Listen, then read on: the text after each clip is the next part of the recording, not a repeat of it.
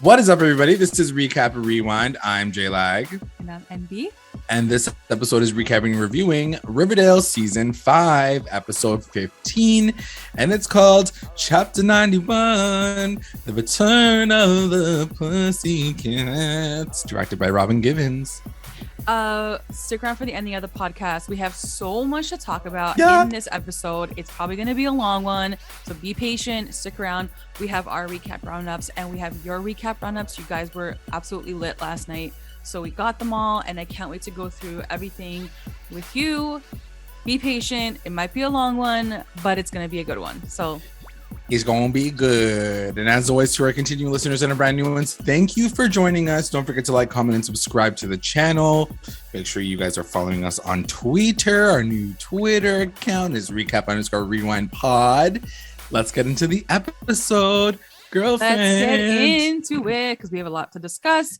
I mean, let's not even hide the fact that you and I both love this episode. Yes. Of course. Of course. I want to say it was one of my favorites, but I feel like it's so different that I don't want to classify it in the same like grouping because it just felt so different than anything else. It felt again like a standalone episode. And I think I left, first of all, I feel like they heard us crying for years, crying about the Pussycats. Like yelling. They're like, yo, J-Lag and Andy, like they miss these girls. We need to bring them back because like they're about to have a nervous like, breakdown. Because like our prayers were answered, and I feel like even just towards the end of the episode we had this beautiful send-off that we needed probably back in season 2. Oh yeah So yeah, we got what we wanted. Christmas came early. And again, like, and I said it multiple times, I was like, I don't need them to be on the show every single week.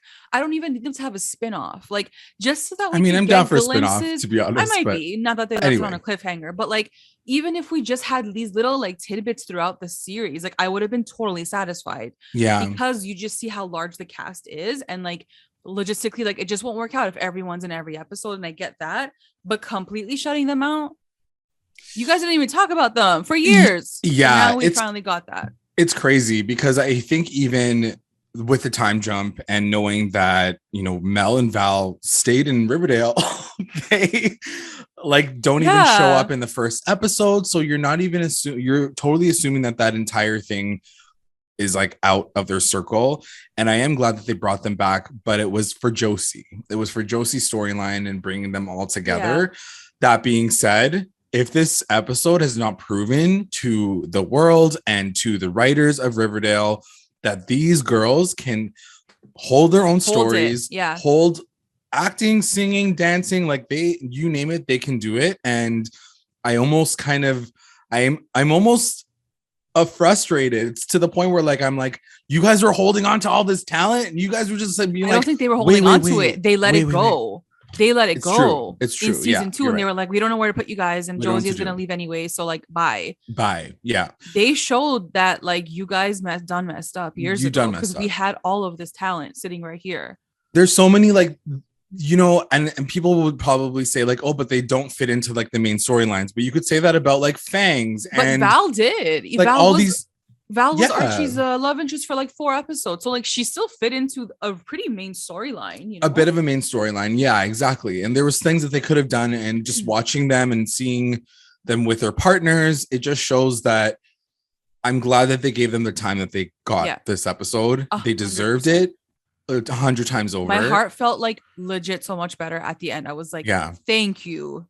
Thank you everyone. For doing them justice, because you guys didn't do them justice before. And just seeing everyone's Twitter feedback, like everyone was so happy and so hype during this episode that like I knew we were not the only ones. Like everyone was really excited to have the girls back and really just impressed with the level that they brought to this episode.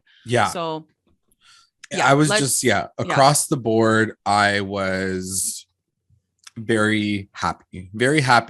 It was very Riverdale. And to your point, the one comparison, like the most recent comparison I can make it to in terms of like a standoff episode, is Hiram's episode. This episode was more quintessential Riverdale to me Yeah. than Hiram's was. It really brought everything back in. And anyway, we'll talk about it, but there's so many great references to, you know, pre-time jump and how they kind of call out the show within the lines that they give them. So anyway, like, it was great. Even just just beyond the acting, the writing was absolutely amazing. Like, I don't know if they got new writers this season, or like these writers just like tapped into something different. Unless y'all are doing a great job, because the writing has been amazing. It looks like the writers just seem to have more to write for and write with. Maybe, hopefully. I mean, that's the hope, maybe right? They're just writing real stories. They're not writing a gargoyle dumb-ish, right? Yeah, like, they're writing real, true stories. It's like, different. Yeah, they're talking about trauma and people, you know, real shit. Anyways, let's get into it. Starts off with Melody Valentine. Let's just like give it a shout out right at the top.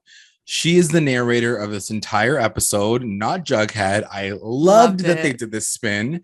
I was so excited. And it's a full clap to the fact that, you know, going back to what you were just saying, how the fans for the longest time were like, Melody doesn't have a line.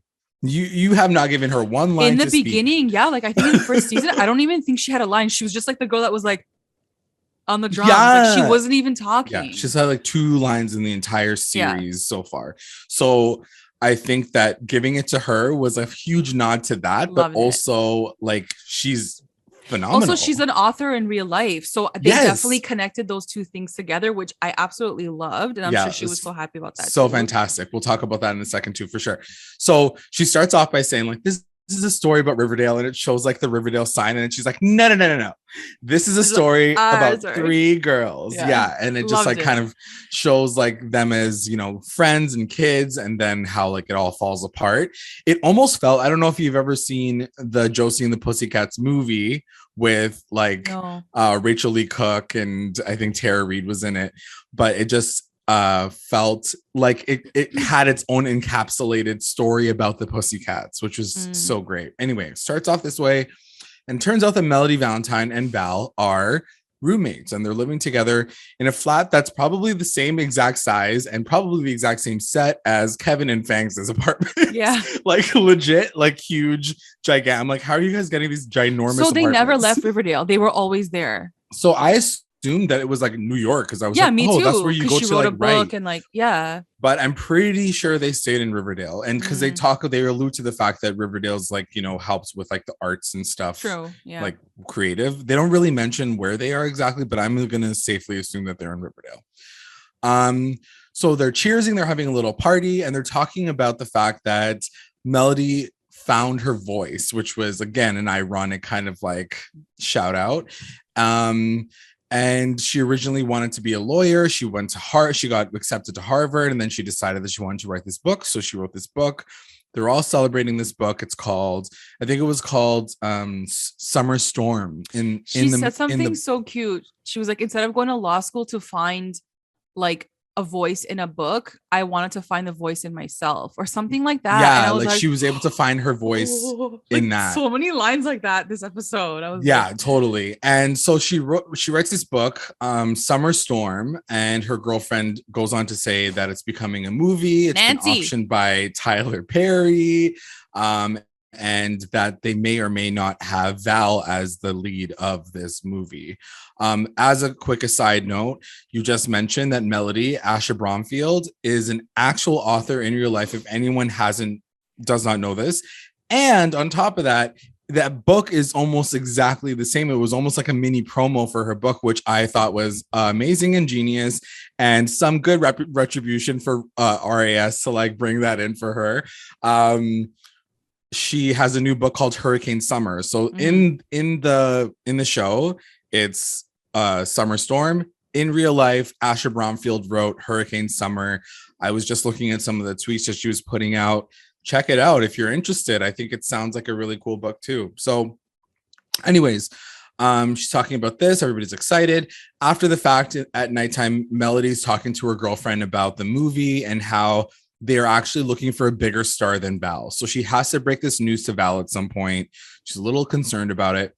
Then it cuts to Val and her man. She keeps saying his name very specifically, and I kept forgetting it. But she's like, you know what, Mr. Mulberry, or yeah, I forget what. Yeah, I she said his too. name so she's many like, times. Alan Muddleberry. I was like, yeah, we don't even know his last name. Like, I'm okay with just having Alan. Yeah, I'm just like, or just nothing. Like, I barely know the girlfriend's name. So, yeah, I was just like, I wonder if it has to do. Maybe there's a character in Riverdale, like the show, that is his name. So like maybe it was a shout out to the comics, who knows.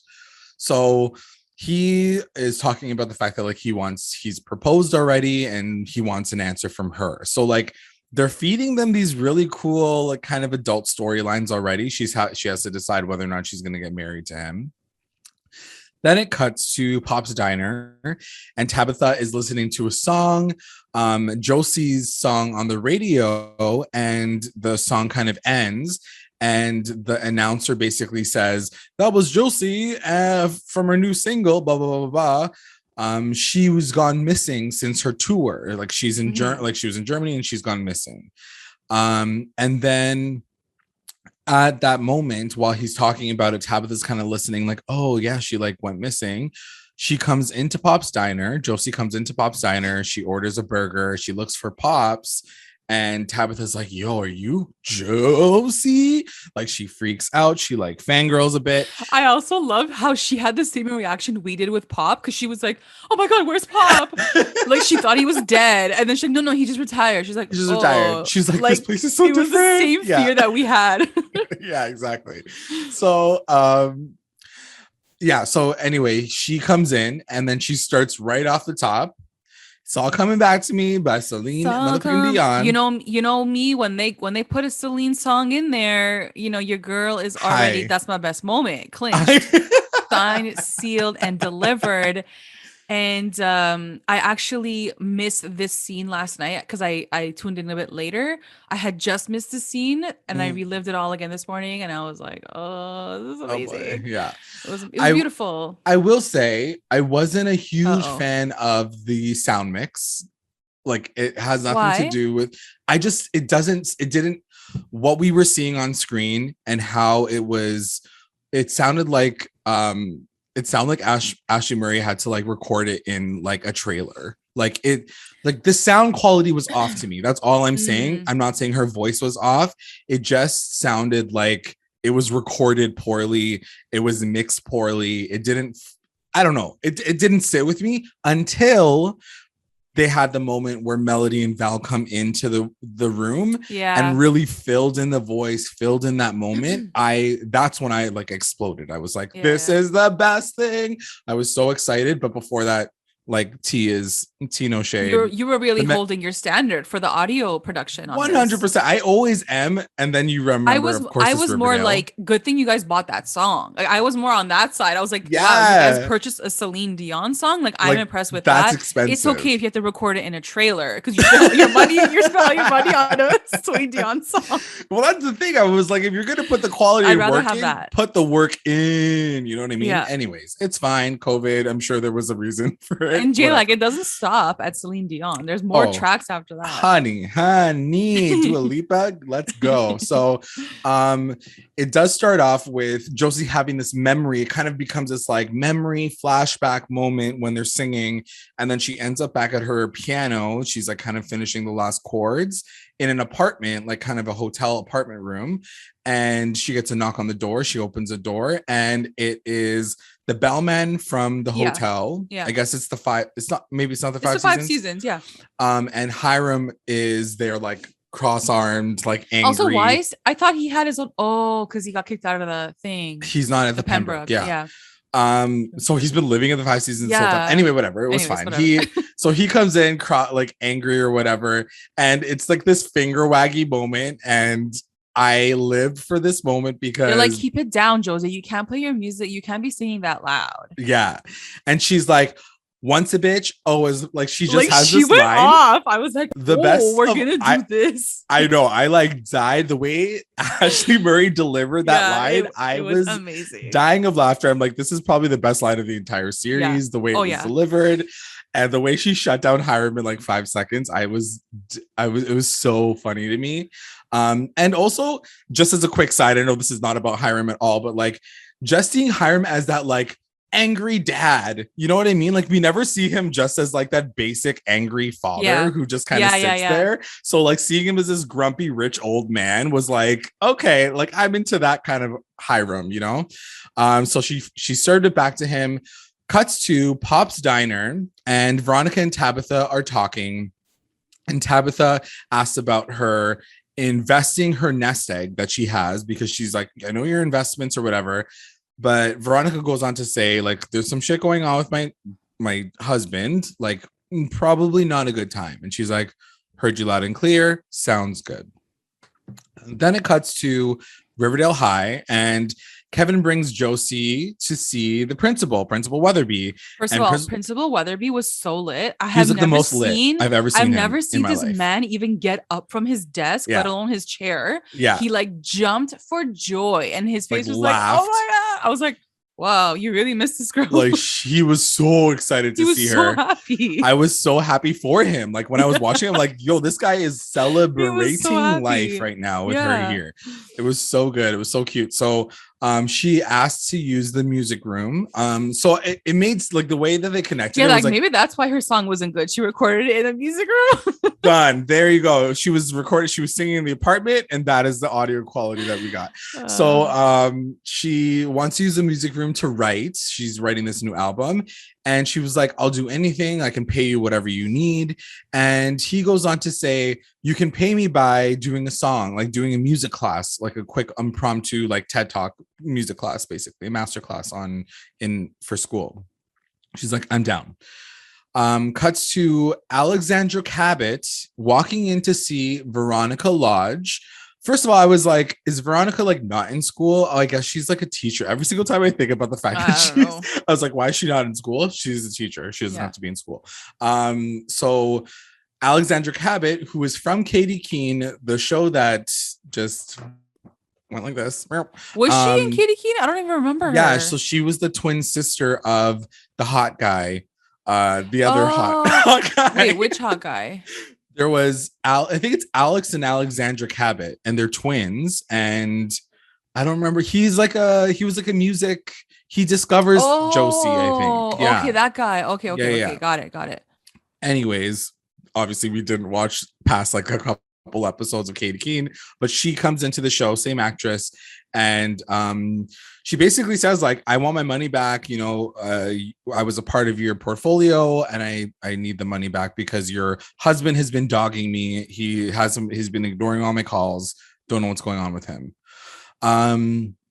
So she goes, okay, like let me just like see what is happening, because she has none of the money. She's basically screwed. As soon as the investors come after her money again, she's gonna she's gonna go to jail. So she's just trying to figure it out.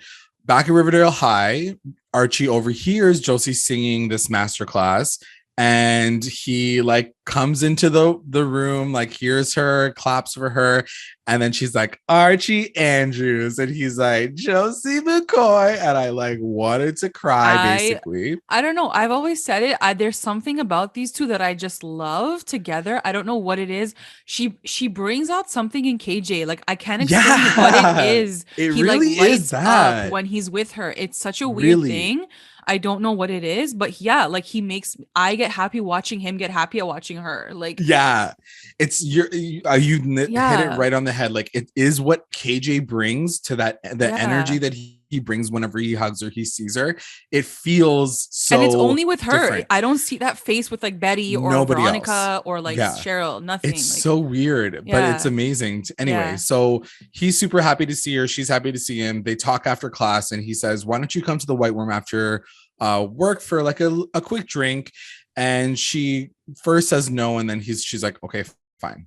In that moment, she also calls up Mel, who hangs up the phone right away. She like sends her to voicemail. And then right away after that, she calls Val, and Val actually answers. So know things are not things good. Are moving, things are shaking. Cuts to the White Worm after work, and Archie is talking about, okay, everybody get on Twitter and we need to protest this. He is talking about this fireman calendar. when are we going to see this When are fireman we gonna calendar? see? Like, do we need to do that ourselves? We want this calendar. Let's see what happens. And so it kind of goes around to every single person. And this made me laugh so much because Betty, who stood out the most as like one of the most random people in this episode, and you realize how disconnected their relationship was, like Josie and Betty's, in this moment, because Betty basically is like sitting there being like, oh my God, I'm so happy you're here. You're gonna come and save Riverdale. And everybody's like, first of all, that's not what the story is about, girlfriend. Like, you're in the wrong storyline right now. Also, last week you didn't even want to save Riverdale. You had to save your sister and yourself. Girlfriend. So like chill. priorities. Yeah, where have you been? This moment, like, Betty annoyed me the most that she's probably ever annoyed me. But it goes around to everybody else, and she reads everybody to fucking filth. Who was the first person she like reamed on? Was it Archie or was I think she goes after Veronica first, because Veronica's like, oh yeah, what are you up to? And she goes, Veronica, you and I had said like 2 lines to each other in the entire like time we were together. No, that was for Betty. I don't think Veronica was there in that moment. I feel she was. She does say like she's like, you like separated or whatever. She does say something along the lines of like, you were like, because then Jughead reacts. Jughead's like, oh snap, and then she's like, oh really, Jughead? She's like, you tried to rob Pop Tate's the last time I saw your face. And then someone says something else. And then Cheryl says, Cheryl's like, everyone like calm down. Like, this is a superstar right here. Like treat her like what? She's like, bitch. She's like, you sent me a pig heart in the mail. She's like, I'm so traumatized. Like, girl, get out of here. Dead. And it was just funny because they just kept throwing these, you know, like flashback scenes of what happened. And you're like, wow, they really did. Like, they really did her dirty. Like, in terms of like what her storylines were. Again, she says something very, very real, because they're like, we have to save Riverdale. Like, no. And she says, she's like, I never had a place here before. And now you guys want to like I never had a say in what things happened before. That was her like initial sort of like snapback, is like, well, I didn't have a say before. Now you guys want me to save everything. Like, she's like, in the old times, she could. I think someone said like, I'm so excited to like, it's like we can go back to the old times. Josie's like, fuck no. That. She was like, in the old times, I had nothing. Like, you guys didn't even give me an opportunity to say anything. And going back, I think it was like a throwback to like the writing and shit, and how they were like basically like put her on the side. I thought it was a good read. Then she leaves Pops because she's like, I'm out, I'm leaving. And as she's leaving, she sees Sweet Pea kind of like pumping gas or something, and it's like just this really sweet moment because they kind of pick up exactly where they left off, and he's like, oh, do you want to ride? And she was like, sure. So they ride all the way to her hotel, and then they, you know, ride on it all over. She rides on it all night. So I thought that was super, super cute. The next morning, Josie leaves Sweet Pea to see someone. She's like, I have a meeting, I've got to go. And he's like, I get it, it's totally fine, you're like this big movie star now or whatever, this superstar. And so she leaves, but they do have a really cute moment. What did you think about how this part ended? It was cute. I thought it was cute. Like, I felt like they really just like, because you never really know how they're gonna do it with, especially with Sweet Pea, who they just like, they cut that scene so quickly. But the fact that they brought it back to this moment and they made it very adult, where it's like, we don't know each other or anything. We had some good sex. Like, we'll see you later. I thought it was really, really cute. Really well done. I didn't like need it in the episode. Like, it wasn't our make or break, but it was cute to see them come back together for that like little fun little night. Totally. So back at the White Worm, she is now going to talk to Val and Melody. And so Josie talks to both of them. They talk about, you know, she's trying to like make it seem like nothing went wrong and she like fucking didn't like just desert them essentially. But she's like, hey, like, what are you guys doing? How's like work? How's like, what are you up to? Did you write a book? She talks about her book for a second. And the entire time Mel is like rolling her eyes because she just wants to pop off on her. And she was like, do you guys still perform? And then both Ash both Mel and Val kind of look at each other and they're like, do we perform? And then they pop off. Mel sings Physical by Dua Lipa, and then they have this like really good moment. Everything I loved was it. happening so quickly. Like I So was very fast. like, what's happening? What's happening? But then watching it the second time, I was able to really, really enjoy it. Yeah. Because I didn't understand. I was like, is it happening like right now? Like in this moment.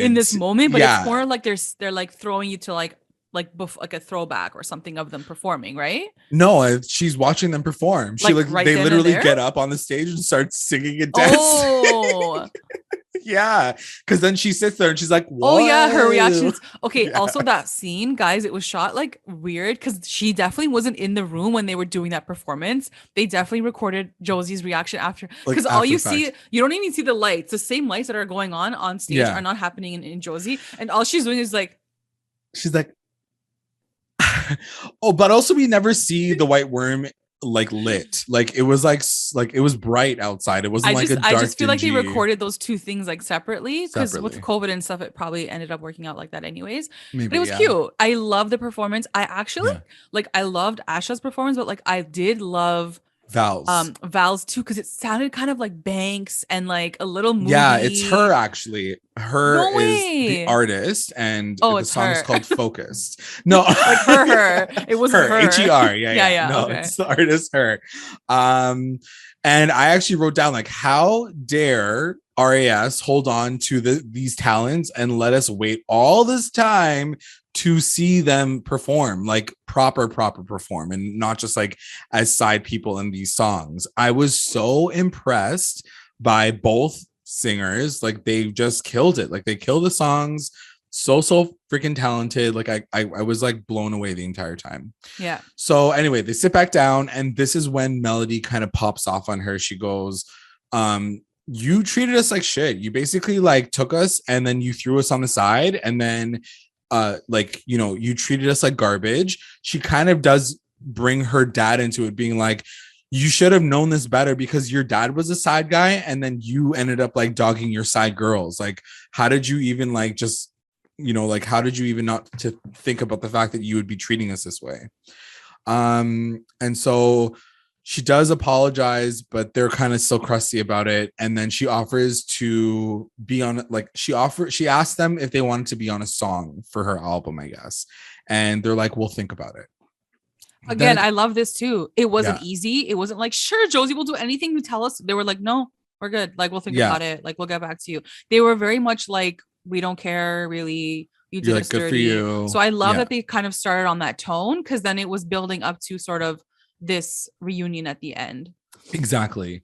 So then it cuts to Alex Cabot, Tabs, and Veronica sitting around, and it turns out that Tabitha is now going to be pitching the idea of turning Pops into a franchise to Alex to see if she can now like shift her money to this new investment. And this is Veronica's whole plan. Her plan is to distract Alex to jump onto Tabitha's investments so they can kind of like work together. This is all making me cringe at this point. I don't even want to talk about it because it makes me very frustrated. Yeah. The whole situation, even the way that it ends off, still frustrated me. But we can talk about that at the end. Okay. So anyways, while she's doing this, Alex is like, oh yeah, actually, like, I'm totally into diners. Diners are such a thing now. I want to like I'm thinking of investing or whatever. And then she was like, actually, what I really love the most about diners is like singing diners. And then she's like, singing diners. And then they do a full fucking song. Literally, like the screen like swipes up, like, and you see Tony, and Tony's there. She's like, pregnant. Like she's back. The most pregnant she's ever been in this show ever. And she's like, yeah, she's dancing around. They're all dancing, singing, I think, Little Pet Shop of Horrors. And obviously Kevin is in the corner, like bopping away. Like he's literally standing at his table, like so fucking excited and like wanting to like do all the dance moves. Dance. Honestly, I didn't need any of it, to be honest. Like, I was so over Kevin this episode. The fact that this is his stepsister, he doesn't have any storyline with her, period, statement, nothing, zero. And I know it's not really about them and their relationship, but like, I'll get to that at the end. Anyway, whatever. Every week Kevin goes up one for me. He falls down like 8 notches. Yeah, 100%. So anyway, they bop, whatever. I'm sure it's a throw to the fact that Casey Cott is probably like big on Broadway and he probably like loved it. Anyways, Tony's out here doing a full dance, like 9 months pregnant. And essentially at the very end of the performance, they all sit back down at the booth as if nothing happened. Yeah. And Veronica's like, thanks so much, Tony, for getting out here. She's there for like 5 seconds and then she just like leaves. Yeah. Oh, I should actually say she doesn't just leave. She has we have to take a break for an ad and talk we about cannot the fact that forget the Old Navy ad. The most adorable Old Navy jeans she had ever seen in her life. Why do they do this so blatantly? Like, it's so weird. The thing that kills me the most is they've lived this entire time in this like world where they can't use names. So they use American Excess and 5 Seasons. And then you see these actual brands and you're like, okay, so sponsorship. But that's why it feels so out of place. Like, that's why it does, because 100%. Of that. Because we are living in this Riverdale world where like real labels don't exist. And then here she is. She's like, Old Navy bag. I was like, Doritos, Smart Food. Yeah. Like, we've seen so many ads recently, and I'm just like, I guess y'all are struggling with Celine your Dion songs. So well, I can't really hate on that. That is the tea of all teas for sure. It didn't pay for the Coyote Ugly song though. Yeah, could not afford that, unfortunately. So anyway, so she leaves, then it cuts back to Josie going back to her hotel room and her mom's just sitting there waiting. She's been sitting there waiting for God knows how long she's been waiting. Yeah, there. That scene was so weird. Like, was she always there? Like, did she come back to town? Like, was she waiting? I didn't understand it. Was she on tour with Josie? Yeah, like taking like she hooked up with Sweet Pea before she went to see her mom when she came back. Yeah, and her mom was just like sitting there. What if Sweet Pea was taking a shower? Like, who knows what the fuck was happening? So anyway, so she's sitting there waiting. Oh, because it was the same room. Sorry. Okay, yeah, that makes sense. So then it turns out that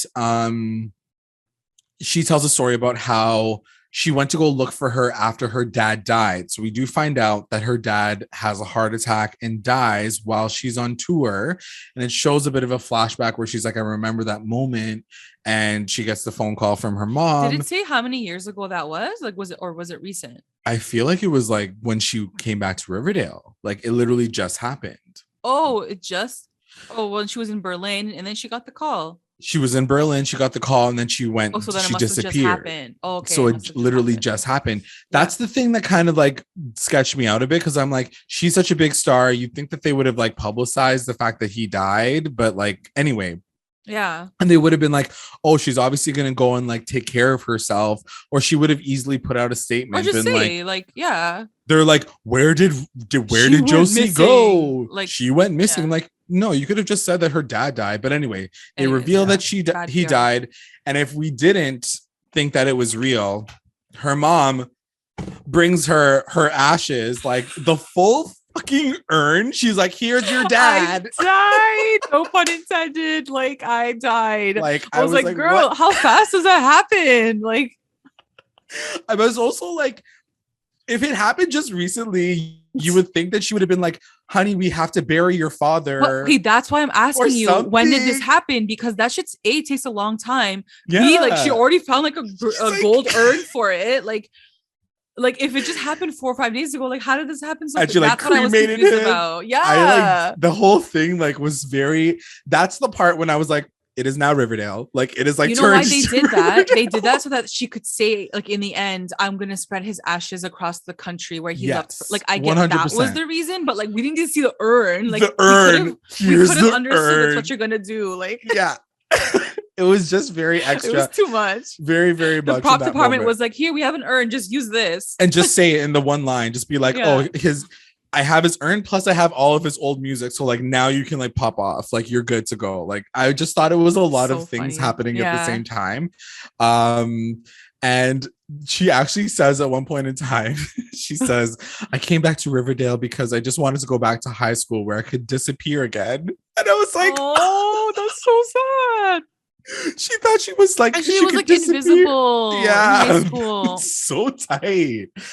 I was like, they really fucked her over for these lines. Anyways, but Weatherby like loves her. Yeah, he's obsessed with her. So I'm just like, you should have paid more attention to her when she was in high school. Then it cuts to Mel and Val talking in the apartment. And this is when Mel basically says what happened about the movie. And she decides that she pulls out on the offer with Tyler Perry, which I thought was like the worst also, idea Tyler ever. Perry's name is being mentioned way too many times to the point where I'm like, I hope he gave his approval for you guys to like use his name. His name? Yeah. He's probably like, Riverdale. But for this show, I'm sure for this scene, I'm sure it was like, it's fine. I was kind of surprised that she turns him down, but like it just, I guess, shows that like she has such a close bond with Val. I thought it was kind of cute, but also I was like, who would ever do that for Tyler Perry? But anyways, then it cuts to Josie's mom calling them and being like, this is what's happening. She told them, she tells them what happened to the dad.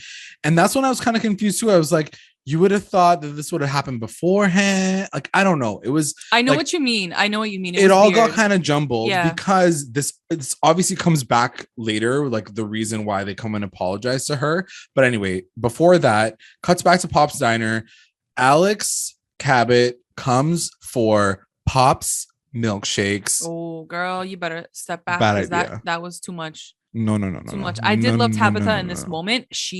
I wanted to say that line. Oh, I forgot to save it. But that line that she tells her, because basically like Alexandra's like, oh, like we got to change the milk. Like don't use real milk. It's too expensive. We'll use like fake, like instant powder milk or whatever. Yeah. And then Tabitha was like, do you understand what this shop meant? She's like, my great grandfather opened this up. Yeah. Like at that time. And it was a milkshake shop with chocolate milkshake.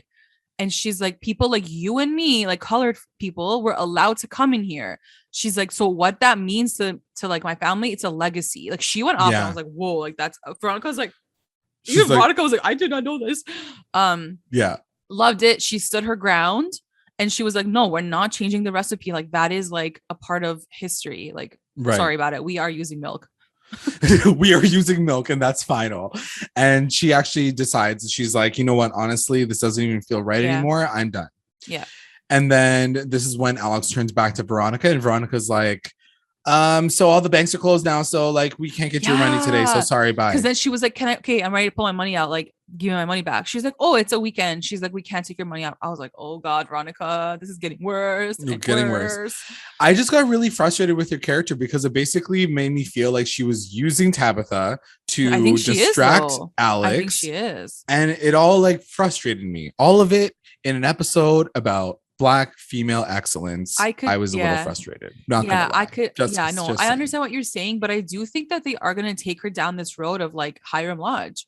Like they are going to take her there so that she understands maybe what her dad went through, that like this thing is a slippery slope. Like it can happen like this, you know, and if you don't check yourself, you're going to go down this rabbit hole. And I think that's what we're seeing right now with Veronica. And I'm not mad if they take her there, because if she learns a lesson from that, then I'll be okay with it. You know, then it makes this all worth it, I guess, at the end of the day. But at the same time, I'm also just like, why? Like, anyway, I guess I got to keep her moving, her character moving. I don't think it's full evil. Like, I do think she is sort of well-intentioned in the fact that she's trying to save Pops as well. Yeah, but of course, it's for her benefit too. So there's a two-sided thing there that I think she's probably playing with. So of course, it just comes off very phony. In a way. Anyway. Cuts back to Mel and Val visiting Josie in the music room at Riverdale High. And they basically apologize. They're like, your mom just called us. We didn't know about your dad and what happened. I wouldn't have said those things about your dad if we had known. And then they say, we're going to do this song with you. And then Josie goes on to say, you know what? Like, what do you think about doing a whole concert? Like, let's do like a one night only, raise some money for Riverdale, blah, blah, blah, blah. So they're like, okay, cool. They go to see Archie. And it was a cute moment too, because he's like, wow, this feels like I'm in like sophomore year all over again. It's like the 3 Pussycats. And like when he tried to join the Pussycats at that point in time, I just thought it was really cute to see how they like brought him into it and had that moment. Because at one point, because basically they're just saying like, can you help us organize this like fundraiser? But at the same time, I'm just like, I'm glad that they had that moment with Archie and the three girls standing over him, because it was very nostalgic to that moment. Yeah, thought it was really cute. And then again, going back to what you just said earlier, KJ Appa lit up again. Very different. Yeah, like so different. Yeah. Anyway, cuts back to the White Worm. Everybody's getting ready for the show. Everyone's talking. And Veronica actually calls out and points out to Tony, like, how overdue are you? And she's like, I'm like a week overdue. Like, I'm about to blow. I'm about to have this baby. So we're obviously like waiting. I was like, it'll happen either next episode, but I did not expect it to happen this episode, that's for sure. And it's funny because while they're all sitting around, Betty looks over and she's like, Dr. Criddle Jr., did someone die? Like, and he's like in a fedora. He's like in a cute little blazer. She's like, what the F are you doing? And he's like, no, he's like, I love Josie. He's like #1 biggest fan. I was like, what the hell? So it was so cute that he was there, that they called him out there. And then they have this concert and they sing a few songs. I thought it was so good. What did you think of this moment? I loved it. It made me so happy to see the girls back together. And you know what? They did it very differently this time. You rarely saw Josie like at the forefront. Like it was always the three of them like on the same line, which is something that if you watched from the beginning, you would 100% notice, because they always used to put Josie more in the front. Yes. And the two girls in the back. I loved it. I love the dancing. I love the moves. I love the cutbacks to the whole crew, like being like cool, like dancing. Yeah. It was cute. It was really cute, really well done. And then Josie goes on to say, like, I love Riverdale. Riverdale's a great place. I've been to all these different places, but nothing's as good as like performing here. And then she starts singing Stars by Nina Simone, which is one of my favorite songs by Nina Simone. This took a very like emotional turn, like after their dance number. And then she was like, this is for my dad. And I was like, bah! I was like, already crying. Again, I was like, how did they pay for this song? Because Nina Simone songs are very expensive. No, I texted J-Lag and I was like, this one broke the budget. Yeah. This episode broke the budget. This is why that's have why Doritos. They needed the Old Navy. Yeah, that's why they needed the Old Navy money. For sure. But if you asked me, J-Lag, it was worth every penny. And like that's the thing. Like when you look back at the Coyote Ugly moment, like it does feel half-assed, because it's like you guys couldn't even like get that song. The song is what makes it in the end. Of course, the performances are just as important, but it's the song that you hear in the background, like Nina Simone, Celine Dion, like guys, like epic songs, iconic songs, iconic artists. They 100% saved it for this episode for sure. Yeah. And so while she's singing the song, she has this moment where she sees her dad come in, kind of like the ghost of her dad come in and like watch her sing. I just thought it was really, I broke down, like so sweet. It was such a sweet moment. It was a very real moment. Again, like we were saying in the beginning, like it was such a real moment that I feel like we don't get a lot in these Riverdale episodes. Yeah. We are getting them now in this season for sure. I'm feeling that emotion coming through so much more. Losing a parent, it's like so real, and it was always her and her dad. Like she always tried to impress her dad. So to see him come in and like he's like watching her. Oh my god, it was so emotional. Yeah, really, really well done. And then in that moment, of course, Tony's water breaks. She's like, it was like too much. I was like really emotional. And then like it was just like I'm like, oh, like pulled me out of it. The baby's coming now. Like, I'm pregnant. I am gonna explode. Yeah. And then of course Fangs is like, I'll help. I know how to do it. I've like, we were preparing for at home labor. And then Cheryl, of course, is like, I've touched your vagina. Like, I can do it too. Let me see the vagina again. I'll be there. And then Kevin's like, I don't know. He's like, ew, vaginas. Yeah. So fucking useless. So useless. Waste, man. He's like still dancing in the corner. Like, he's stopped like 30 minutes ago. Exactly. I was like, get out of here, bro. You're so extra. So then it cuts back to Pop's diner, like everybody's waiting at the top part, and Alex jumps back into the booth and she's like, you know what, Josie's like out here endorsing Pops, like it might be an amazing effort. I think I'm like down to like do this again. So once again, Veronica's ass is saved, and then it cuts to the girls at the booth as well, like Mel, Val, and Josie, and they say something really funny where she's like, look at us, like it's like the Pussycats getting upstaged by something else once again, Riverdale. like I died. as always. Yeah, I just thought it was and so then good. I think Val was like, at least it's not a dead body, like it's a baby. It's a like, baby. I was like, true. That's the tea. Yeah. You know, I miss that scene at Pops where everyone was at Pops and you get like different scenes with like different groups of friends at the little booth. moments. I miss that scene because they did that a couple of times in the first like 2 seasons. Yeah. And I'm like, I miss this. I miss that action at Pops with like everyone there, but like having their own little conversation. I know. It was really cute. So they're talking, they talk about the fact that they really enjoyed performing with her again, and they all decide that they're gonna go on tour together, and it's not so just cute. Gonna be, and you know, like even Melody's so excited, she's like totally changed her tune, and I love that she like warmed back into the experience because they all realized like when they finished, they're like, that was epic, like that performance was like, we missed that, like being all 3 of us together on stage, like we missed that. And then I think even like they asked her like, are we gonna be like your opening act? And she was like no, headliners. Like this is like us 3.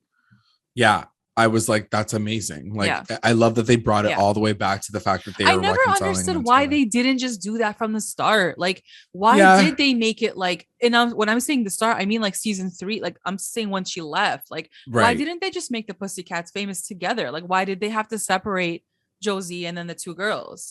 It could have always been a band, you know. They totally could have. I think that it follows a bit of the arc of like the comics, where that's probably the only kind of discord they would ever have is like Josie stepping forward and then them kind of falling behind. They did extend it a little too much longer than I expected, but like this reunion, like we were saying, really did make up for all of the choices that they made in the past, I will say. Yeah. Or most of them at least. So Cheryl comes out and she like rips off her rubber glove and she's like, it's a boy. And I'm like, okay, chill out. She's like, so it's a boy. Everybody's happy. Kevin is so excited. He's like, thank God, useless man. Then it's the next morning and everyone is seeing off the tour bus. So like Josie's leaving, all the girls are leaving, and everyone's just talking. There's like little moments here and there. First it shows Tony and Fangs coming in with the baby. I forget what they named the baby. I think they named it Tony. Anthony. Like Tony, but then Anthony. Yeah.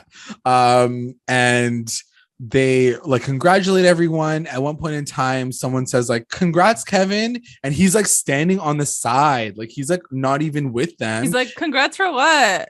He's like, did I have a baby? Like, am I doing this still? So useless. I was just like, this is so useless. They could have made him the guy that helped her. Like, why did they make him so useless? They made him so useless. And I now am so frustrated with him that I don't even care what happens with him and Fangs because I don't want them to get back together. Oh, for sure. I'm so angry at Kevin because literally 5 episodes ago, like, because I will say, because I'm going to continue this rant against Kevin, he goes on to say to Josie, like, oh, I thought you were going to stay here in Riverdale and become like the next music teacher. She's like, bitch, my dreams are like bigger than that. Like, 2 episodes ago, he was saying the exact same fucking thing about himself. So how are you going to tell your sister, who's a multi-talented pop artist, to stay in fucking Riverdale when even you don't even want to stay? Like, get out of here. Like, it doesn't make any sense. It doesn't make sense. Yeah. He'd be like, I wish he would have, like, at that moment in time, I wish he would have been like, girl, take me with you. Yeah. Like, I'm your brother. Take me with you. Yeah. I'll come with you. Like, I'll be your roadie. Instead, that line goes to Sweet Pea as he leaves. And also, really quickly, when Tony, like when Kevin was kind of thinking, oh, I could have left and I could have like been in New York. Yeah. He didn't even once say like, we're going to have a baby though.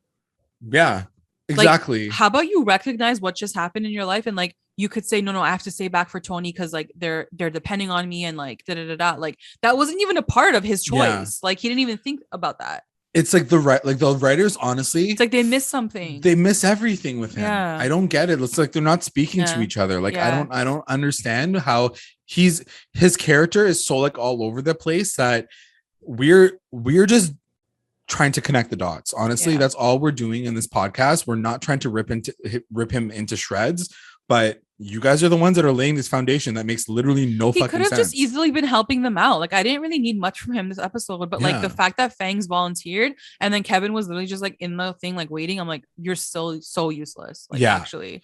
And I guess I do feel like they probably wouldn't have done that if this wasn't an episode about the Pussycats and Josie. Yeah. Because I feel like they could have like spent some time being like, no, I'll go into the delivery room, like have a moment with them, but they didn't focus on them at all this episode. So it was bad timing to even like Kevin has army training, so like he would have training for like medical and like CPR and like those kind of things probably. So like he should have been there. Does he have training? Well, he was part of the ROTC, remember, like back in high school and stuff. Way back. So like he would have like some sort of medical training. Yeah. And also like I'm sure he went to the classes with Fangs. Yeah, so like exactly. Anyways, it just it didn't make any sense as to why he was even relevant. But okay, cool.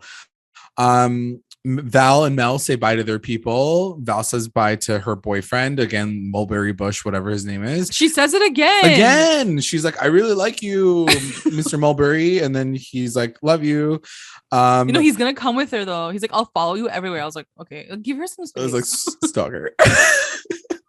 And then she even said she doesn't want to get married before. She's like, I'm not ready yet. And then Mel's like, what? She's like, you didn't tell me that. Yeah. And then she's like, I'll tell you when I get back. She's like, bye, gotta go.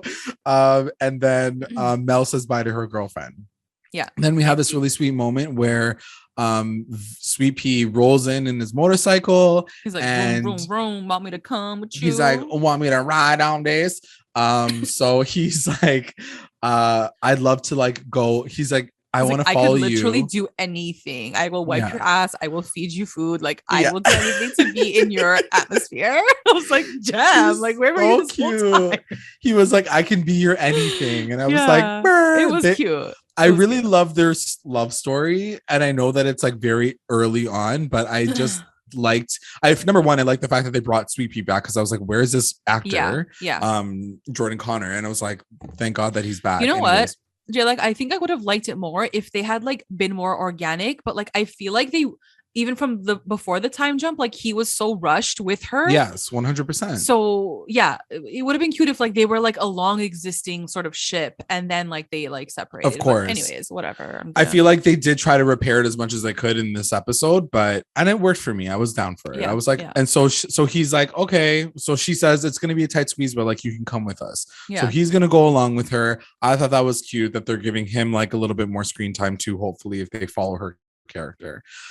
So she says like bye to everybody. She kind of stands on the sidelines with her mom. Her mom's like, okay, you ready to go? So now I'm assuming her mom is going to go on tour with her. I guess. Yeah. And in this moment, probably the most random fucking moments of the entire episode, some random guy comes out of fucking nowhere, literally like rolls literally in, nowhere, nowhere from New Orleans. So he's like, hey, I knew your dad when he was in New Orleans.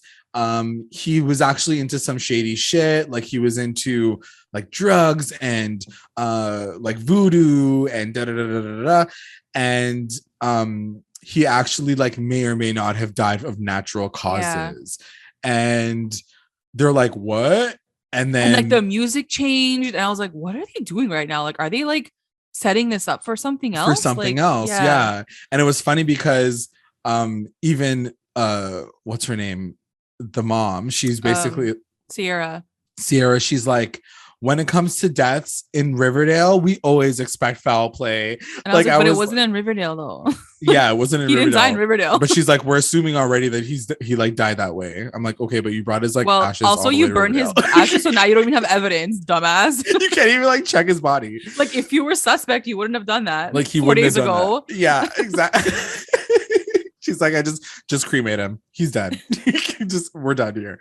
And then this guy, like, as soon as she's like, yeah, foul play always happens, he just like disappears. So he like disappeared. And I was like, what are you doing? Like, bye. He like literally came into the scene and just disappeared from the scene again. I was like, what the hell just happened? It was definitely like a last minute play to just sort of set up this new mystery if they do get a spinoff. Yes. So Josie decides to head to New Orleans. And then I wrote down, does that mean that we're going to be following her too? Like, is she going to be a part of like the stories that we get to see moving I think forward? they're just setting it up for a potential spinoff. Okay. I think if they do get greenlit, like if they do decide to do that, at least now we have this place of like, this is where they've left off. Right. It was just, it felt very much like an ending to the Pussycats in this show for this Riverdale show. To me, in my opinion, that's what I felt like. It does end off with them like leaving and Melody going on to say, you're going to hear from us again. So I'm holding on to faith that they're going to follow them, or they're going to try to do something where there's like a mini series within Riverdale. I don't know. Maybe.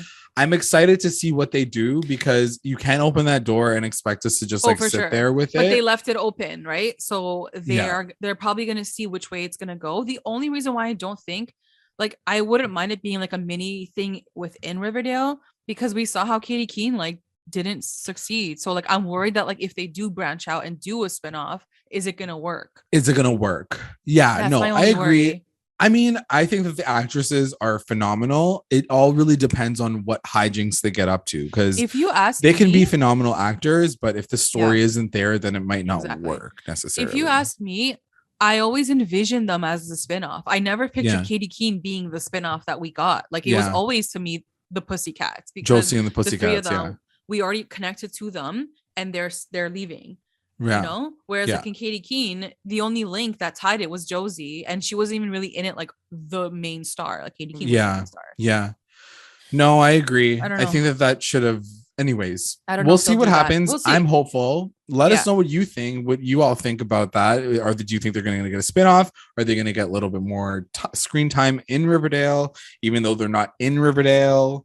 I don't know. It's interesting, because I don't know if anyone's watched the chilling adventures of Sabrina, but when they go to New Orleans, Ambrose and Prudence go to New Orleans, it takes you out of the town and it gives you a moment where you get to like see them somewhere different.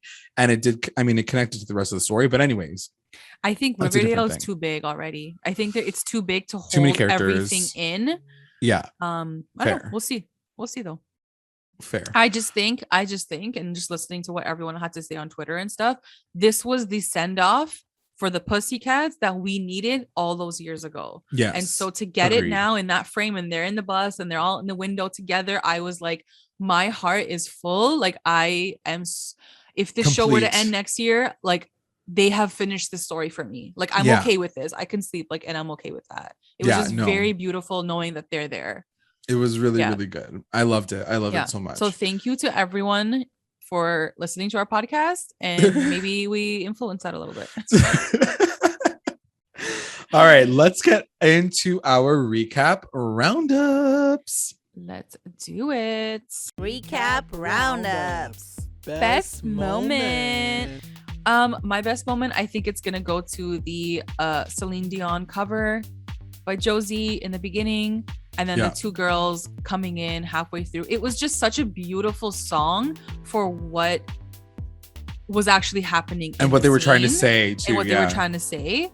I loved it. It was really, I didn't want to choose the same moment as you, because that was my best moment as well, but like the first scene was really beautiful as well. Mine is gonna go to Mel and Val's performances with doing physical and focus, and then because them together on stage, just alone, like, no shade to Josie, them together were so strong, and I was just blown away. Like, in that moment, I was like, this is so good, and I love that they did talented. I love that they separated them. They didn't perform together the same song. They gave them each their own time to perform their own song, and I love that. They harmonized at one moment, and then they like got to separate, which was so good. And then I also attached it to the fact that like having to see all the Pussycats together at the end of the episode doing their concert, I love that too, because they all came together and they all got a moment to sing and shine as well. WTF moment. What was your WTF moment? WTF moment wasn't like, it was just Josie telling everyone off at the table at the beginning. Like, it caught me off guard. I was like, ooh. But then I loved it. I was like, yes, thank you for basically saying what we've all been thinking or are thinking at that moment. Like when Jughead was like, she's like, oh no, Jughead, you're gonna get it too right now. I'm gonna rip you a new role. Loved it. I love that. So moment.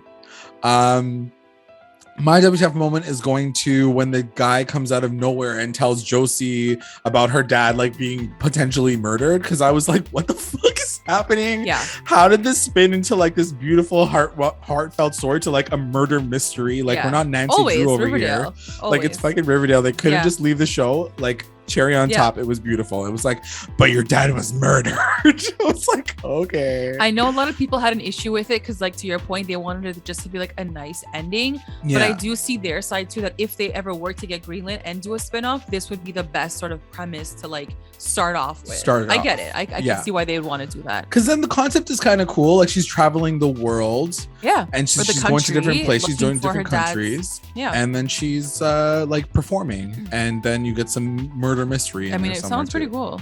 Yeah, I'm down.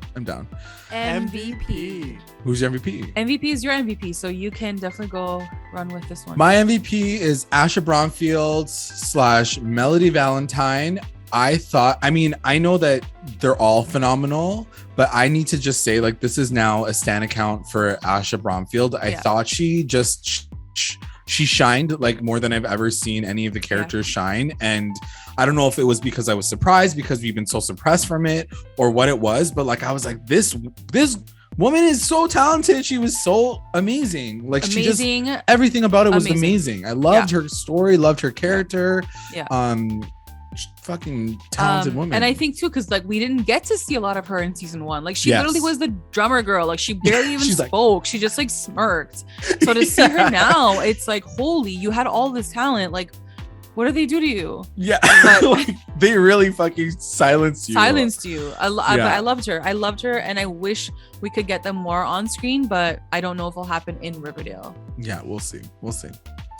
LVP.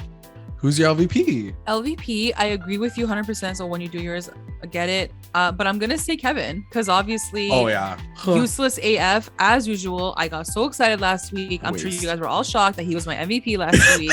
And then this week, I got tear him back down, come back to earth, Kevin, because you are always the LVP. Always the perma LVP. No, it's true. As we were talking about it, I almost forgot about him because I'm like, he's always my LVP. Yeah.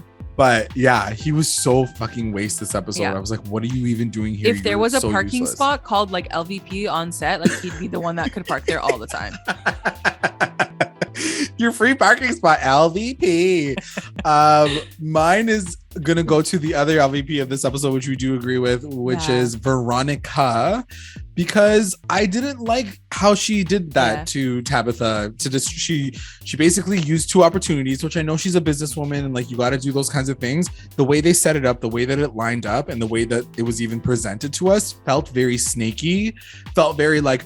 Even at one point in time when she was asking for her money back, like it cuts to Veronica being like, oh shit, like what am I gonna do next? It felt very like sketchy, felt very almost like, to your point, going down that criminal road with like, I don't know, it felt almost like very Madoff-y, like the way she was like. They're trying to do that. They're trying to do that. Like I said, if they make it where like she falls a little bit, but then also like learns from that, I wouldn't mind that storyline. But it also like she's supposed to have learned now. She's been a Wolf of Wall Street. She's been this. She's been that. Like, too. Haven't you learned how to do business properly at this point? Yeah. Like, you're the she Wolf of Wall Street. I guess she's trying to untangle her husband's shit, which I get. But at the same time, I'm just like, the way that we're seeing it kind of in like back to back, the fact that she's like, yo, I'm making all this money with Reggie, and then right after that she's doing this and kind of like, she's like struggling. It just feels like she's dogging everybody and she's getting a little snaky. I'm not a fan of her right now at all. The best line. What's your best line? Best line is gonna go to Mel at the end, and she said, do yourself a favor, remember our names, all 3 of them, Josie McCoy, Valerie Brown, and Melody Valentine, because you're gonna be hearing from us again. I was like, oh, I'm so sad. It was so cute though. It was a beautiful ending. Yeah, beautiful. So good. Even before that line, it was like a longer line. I just didn't want to write it, but like she was saying, like, we found each other again. Like these 3 girls who got separated and like life kind of like came in. Like we found each other again, and like now we're gonna go make more magic. I was like, I freaking love you guys. Like, they really so happy they did this. So good. My best line is gonna go to our girl Josie when she tells off Hiram at the very beginning of the episode, and she goes, "Damn, Mr. Lodge, nice to know you're still a little bitch." And then he's like, "How dare you talk to me like that?" And she's like, "Once a little bitch, always a little bitch." Like, she didn't even say it once. She said it three She times. did it 3 times, and I'm not even doing the line justice the way that like It's her Ashley expression Burry, too.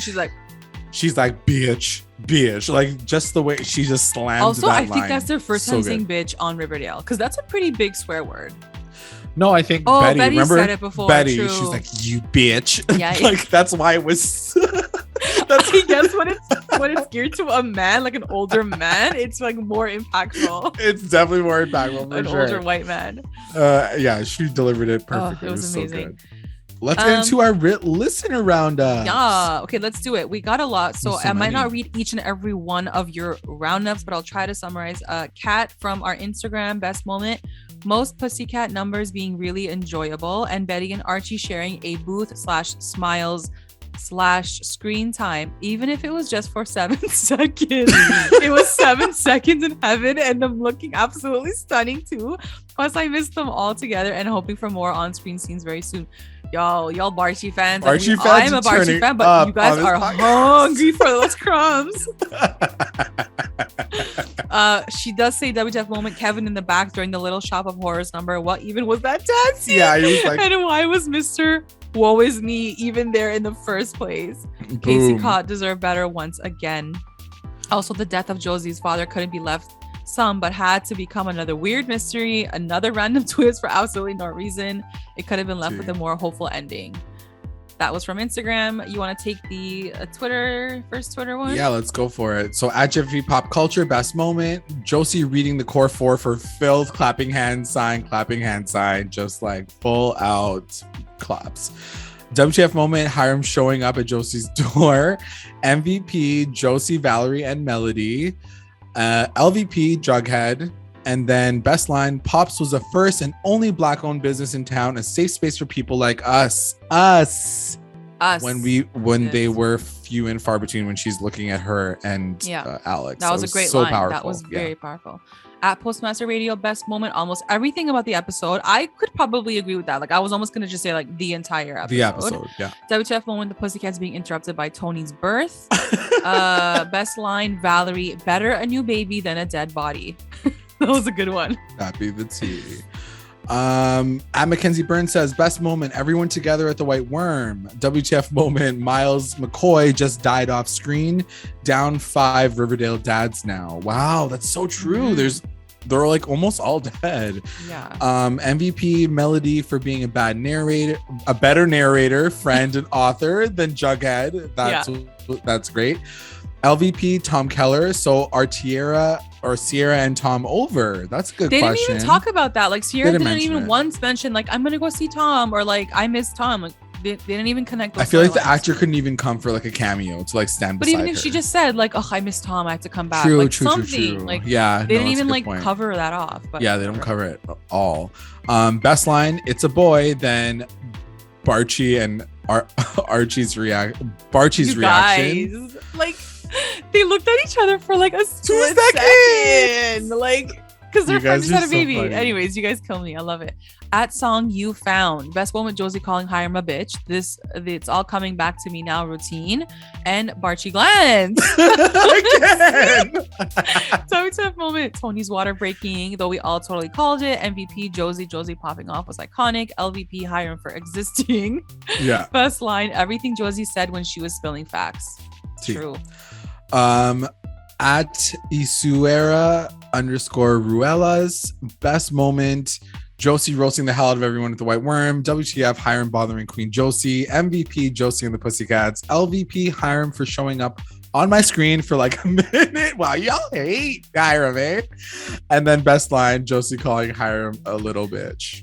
At Cynthia4217, best moment when Josie sees her dad as she sings her solo. Yeah. WTF moment when Tony appears out of nowhere in a musical number. It was weird. Like, So 'cause we haven't random. seen her in so many episodes and she just like appeared. Just Dr. shows up. Curdle Jr. Being Josie's #1 fan. MVP, Josie and the Pussycats. Best line, love that Josie called Hiram a bitch. That clearly wins. That is the win. Trophy. Yeah, for sure. At Sierra Johnson, best moment, Josie roasting the shit out of everyone as she should. I like how the writers also call themselves out with how they underutilized her character, but wish this episode happened sooner. Agreed across the board. WTF, the ending about Josie's father, like it was so unneeded. Like I would have been fine with him dying of natural causes and leaving it at that. MVP, Tabitha's purple blazer, because that was everything. Josie and the Pussycats. I love that blazer. Oh my god. Yeah, they all looked like beautiful, like very so beautiful, iconic in that scene. Josie and the Pussycats, of course, but also Archie for being the only one that did right by Josie and not getting roasted by her. I thought that was true. It was true. Yeah, she was the only one that she was like, I'm doing this for Archie. If anyone else came to me, I would have been like, go fuck yourself. Yeah. You're so cute. Rosie. Rosie? LVP. I don't even know what shit that is anymore. LVP, Kevin, like, sis, that's your sis, that's your son, and you standing there doing nothing like always. Yeah. So useless. Best line, Cheryl, you sent me a Pixar. It's the fact that everyone just let this slide and was okay with this unhinged redhead delivering her ex-girlfriend's baby. That's a good point, actually. Yeah, I didn't even add anything to the little Pet Shop of Horrors number. Like, why is he still here? Who's he? Oh, so she's like reading Kevin, but also reading Cheryl at the same time. Got it.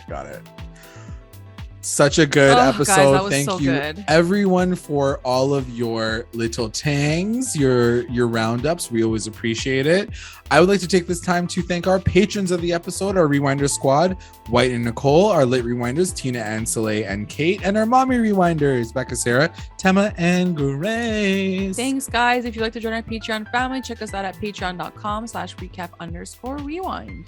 And also make sure you guys are checking us out on all of our socials, Instagram, Twitter. Once again, recap_rewind pod is our new Twitter handle. YouTube, Facebook. You can also find us on Google Podcasts, Spotify, iTunes, anywhere you listen to podcasts. Like, subscribe, follow, review, and comment to stay engaged with us at Recap Rewind. Thanks for listening. Bye. Bye.